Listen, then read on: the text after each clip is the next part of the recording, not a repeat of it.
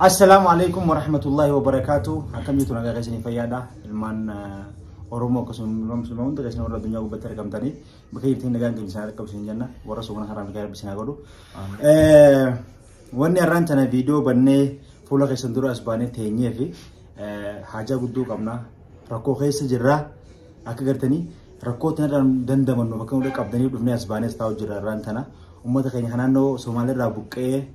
Kamu finano finne ko bato kasuma malle ba kodu ko batanje chugaf sani isan kaisa wori nano bordo de ko bate rakko hama kaisa jira belan sati lama jira akka male chu somana kana ramadana kana kan utu wame kanyane wame kaduine agartani akka barbanne tir ha gone jira chu kana garo bolewon kenya mati jole dikishon ilman tikka wori ha daima gara qabdu akka sumanamni gurguddan somana kaisa belan rakacha jira wan duganda bani bishan wan gara ganyatan dabari rakacha jirani Akkasuma gize waan kana dhufnee isinitti himnu lafa kana osoo hin taane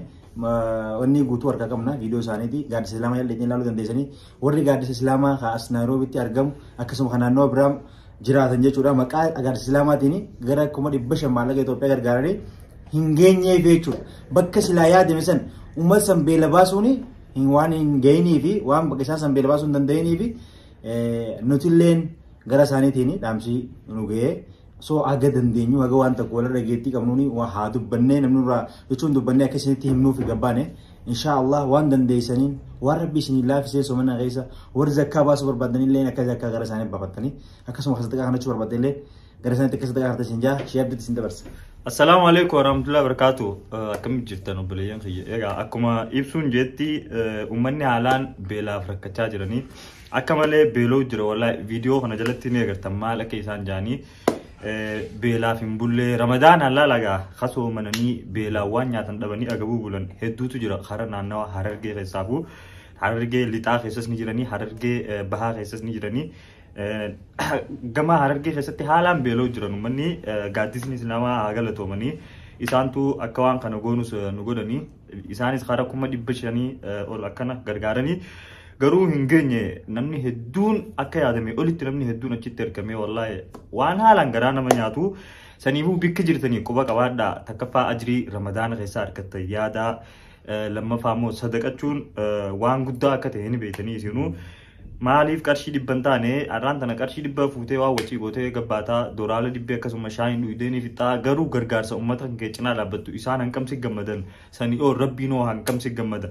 So akhiraf accounti akhirarra hachu do waan birati miti anifu bikka dandeessan waan dandeessanin warri sagalee toofi dandeessanis video waraabdanii akka gadhiistan isin gaafanna inshallah akka gargaartanii waan guddaa takka gootanis abdii isinirraa qabna kanuma assalamu alaykum warahmatullahi wabarakatuh. نجي رحمة ربي هقول ربين هالقدا في إيدك كتب الليل الجيران كينيوانياني ربي سنين دوركين واتك كنت على دبة شنن إرجع مثلا كيسا كنت على دبة تكا كان قدين الإسلام ديكر سقول إخنا وجين فونه حواسة خيني سنيب جيسني بكان جيني جر Asumanu Haji Mukhtar Muhammad Taraddatis galatan faccaadha namoota manguddoo hedduu rakkatanii rakkoo keessa turan warra nyaatee hin bulin hunda kan dubbifnee jira isaan illeen ogaa du'aa'ii ummata kanaa godhan akkana jaanii jiran yaa ummati yaara akkana madu'ee qabrii keessa baheetti arra laaldhoo qala rakkoon gurguddoo nurra dhihaatteeti yaa yoo namni qoonqoo dhume saani qoonqoo dhume waan qabaannee waan gurgurraayyoo caliin nu ceete arra rakkoo teenya hiitanis yaa ilmaan koo arraan tan rakkoo isin akkatti arra keessaa nu fuutan tan yaa ilmaan koo rabbiin kaaliin ilaa rizqii gurguddoo guutuu ilaa waan aanaa miidhagaa tola'aati jedhan rakkoon irra dhihaatteeti kadeemu nama addunyaan dhumte eebuu fixa dhumanii qoonqoo dhumanii calii ceehanii lubbuu teenya nu dhaqabdan rabbiin tarra guddoo isin warri gargaarsaa kana har'aan tana nu yaadatee ilaal nu bira dhaabbate barakaa Ramadaana rabbiiti tarra gartee tanarra gartee ilaal.